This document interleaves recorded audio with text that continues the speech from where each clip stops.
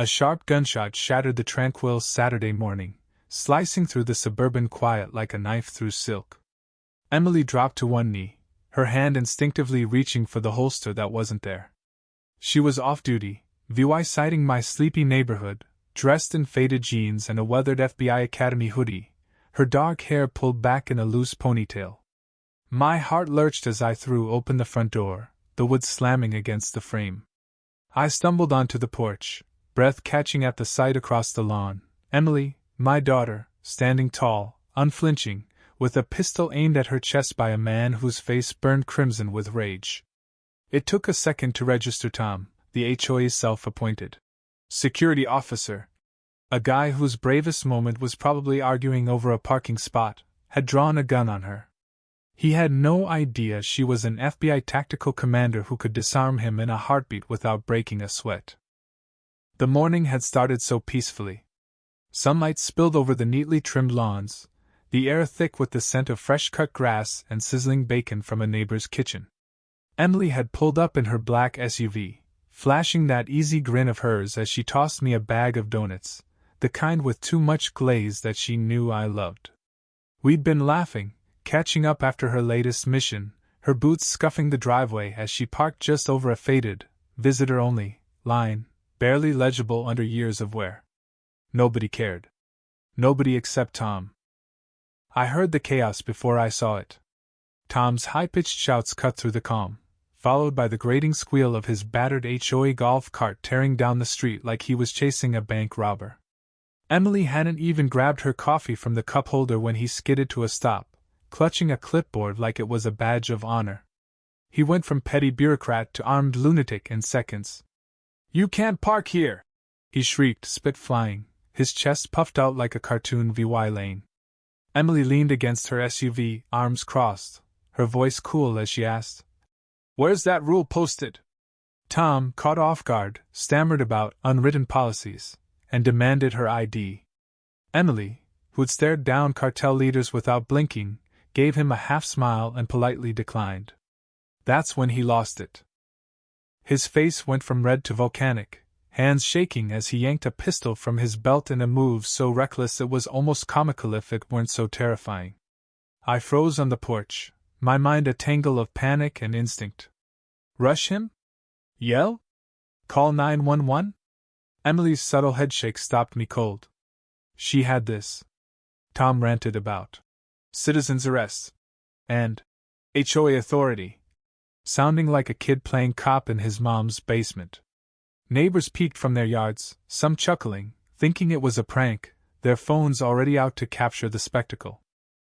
The air turned deadly when Tom racked the slide of his gun, whether to intimidate or by sheer stupidity, I couldn't tell.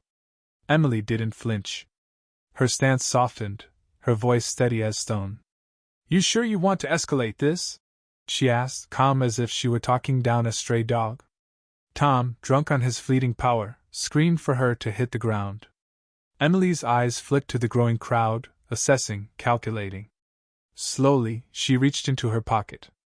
Tom's trigger finger twitched, and my heart stopped, every muscle screaming to act. But Emily was no VY Tim's trained teams for crises far deadlier than this. Tom was a mosquito to her. She pulled out a black wallet. Tom yelped, claiming it was a weapon. Emily flipped it open, and her gold FBI badge caught the sunlight, gleaming like a warning. The cul-de-sac fell silent, a neighbor's phone hitting the pavement with a clatter. "You've just committed aggravated assault on a federal officer," Emily said, her voice slicing through the tension. "You're under investigation for illegal firearm use, impersonating an officer, and unlawful detainment. Anything to say?" Tom's jaw flapped uselessly, his gun drooping in his hand.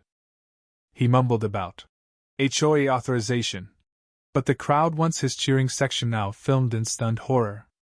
Emily tapped a hidden mic in her hoodie.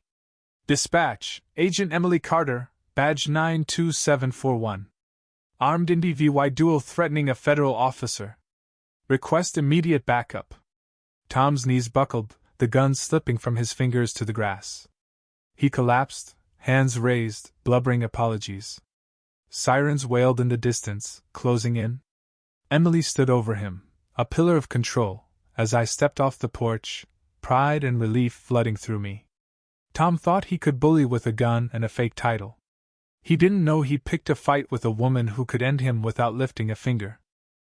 Tom, on his knees, tried to salvage his pride, muttering about not knowing. Emily's voice cut like a blade. Are you licensed to carry that firearm?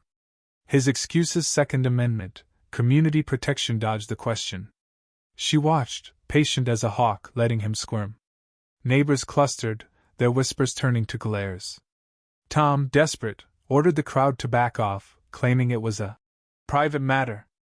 Emily raised her badge, her voice icy. Interfering with a federal investigation is a felony. The crowd retreated, phones still rolling. Tom's hand twitched toward his belt, maybe for a fake badge, but Emily's sharp "Don't move!" froze him, his fingers dangling uselessly. She stepped closer, her voice low, lethal. Do you have any legal right to carry, threaten, or detain? Tom's silence was louder than his earlier screams. Emily nodded, satisfied, and updated dispatch. Armed suspect subdued, compliant, awaiting local PD. The crowd's mood shifted to disgust. Parents shielded their kids, retirees shook their heads. Even Mrs. Grayson, the HOA's gossip queen, looked ready to spit. Sirens roared as Linda, the HOA president, stormed in, clutching a clipboard like a shield, her scowl fierce. Pointing at Emily, Linda demanded answers, claiming HOA jurisdiction, and accusing Emily of trespassing. Emily barely glanced at her, flashing her badge and stating she was a federal agent responding to a felony assault. Linda pivoted, accusing Emily of impersonating an officer and insisting the HOA could detain. Threats. Emily let her rant, then delivered a chilling warning: obstructing a federal investigation was a crime. Linda faltered, backpedaling, claiming she knew nothing of Tom's gun, insisting security was VY sole only. Emily's eyes narrowed. Will you provide to HOA financials to trace weapon purchases? Linda, pale, mumbled about consulting the board and scurried off. Police cruisers screeched in, officers spilling out. Emily briefed them with calm precision as Tom sweated through his shirt. An officer secured his gun, another cuffed him, reading his rights as his pleas fell flat. His duty didn't matter, his actions did: assault, impersonation, illegal detainment. Linda tried show-vying her clipboard at a sergeant, ranting about bylaws. The sergeant, unimpressed, warned her to back off or face charges. Neighbors filmed the scene, a powder keg ready to go VY-rel. Emily's faint smile wasn't triumph, it was relief that a bully was stopped before blood was spilled. She turned to me, casual as ever. Got any coffee left? I nodded, dazed. As we walked inside, Leah VYing the neighborhood, reeling. The street stayed quiet after the police left, as if the ground itself was processing the shock. Emily sipped coffee at the kitchen table, unfazed, asking if the neighborhood was always this unhinged. I laughed, the absurdity hitting me. Outside, gossip exploded. Neighbors swarmed, some on golf carts, pestering witnesses, phones flashing. Stories grew wild: Tom with an assault rifle, Emily karate kicking him. Linda vanished, likely scheming. Emily suggested checking if other HOA security were armed. I hadn't thought of it. If Tom had a gun, who else did? She texted colleagues for a quick intel sweep, her calm masking a brewing storm. An officer called later. Another security member was caught with an illegal baton, no permits, just arrogance. The HOA's team might be a rogue operation, facing CIVYL or criminal charges. Neighbors grew bold, some thanking Emily, others prying. Linda reappeared, marching with loyalists, ignoring glares. Emily met her at the door, cutting off her lawsuit threats with a single question: had Linda authorized Tom's actions? If so, she faced legal exposure. Linda's denial was frantic. She knew nothing of guns, only VY sole security. Emily's request for financials sent her running. This'll get interesting. Emily grinned, predicting sloppy power abuses would unravel the HOA. By afternoon, police found more security with pepper spray and brass knuckles, all illegal. News crews descended, Helicopters buzzing, cameras zooming on the cul-de-sac. Reporters grabbed soundbites. The HOA's vague policy review statement fooled no one. The next day, tension replaced the neighborhood's polished facade. An emergency HOA meeting was set for noon, billed as a forum but poised for war. The community center's lot overflowed, cars clogging lawns. Inside, anger simmered.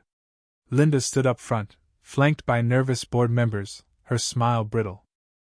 "Emily and I sat in the back tactical," she whispered, to avoid traps if chaos erupted. Linda's speech, full of platitudes about safety and revues, rang hollow. She dodged Tom's name, calling it a misunderstanding. Questions tore through her facade. Why guns? Were HOA funds misused? Linda stammered, promising transparency. Emily stood, introducing herself as an FBI commander investigating.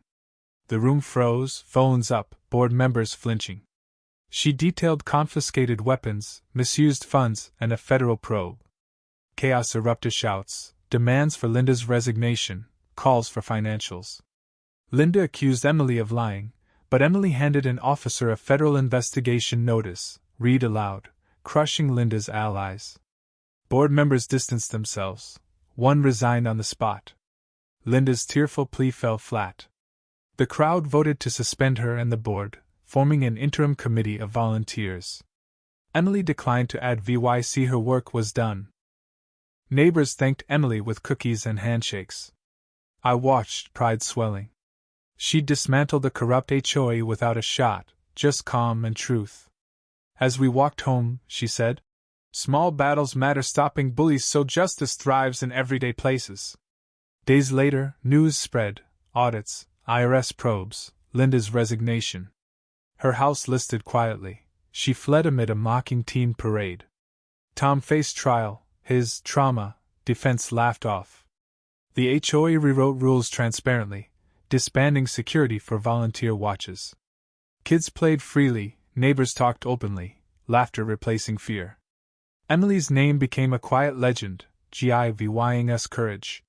One evening on the porch, coffee in hand, I savored the peace she'd restored. Emily was out there fighting bigger battles, but her lesson lingered. Justice isn't loud, it's steady, lived daily, protecting the ordinary with extraordinary resolve.